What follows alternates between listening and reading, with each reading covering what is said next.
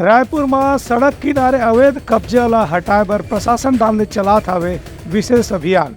प्रदेश में सरकार बदले के बाद लगातार प्रशासन डहार ले अवैध कब्जा ऊपर बुलडोजर चला के अभियान शुरू कर दे गए है।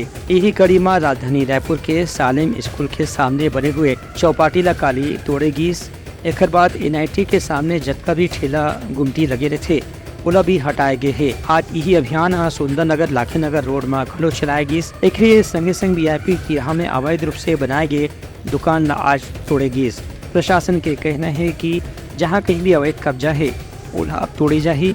इनमें शामिल आरोपी मन के खिलाफ मामला दर्ज करके जांच घलो करे जाही। दूसर गोती भाजपा के स्थानीय विधायक ब्रिजमोहन अग्रवाल और राजेश मूरत के कहना है कि बाजू सरकार के कार्यकाल में जतका भी अवैध कब्जा हो है, चाहे वो साइंस कॉलेज के सामने हो, यूनिवर्सिटी के सामने हो, NIT हो, ईदगाह भाटा हो, लाखे नगर हो या पुरानी बस्ती बूढ़ापारा मोती बाग या सुभाष स्टेडियम के पाछू हिस्सा में हुए, हर अवैध कब्जा ला तोड़ के उनमें शामिल आरोपी ला सजा दिलवाए जाही।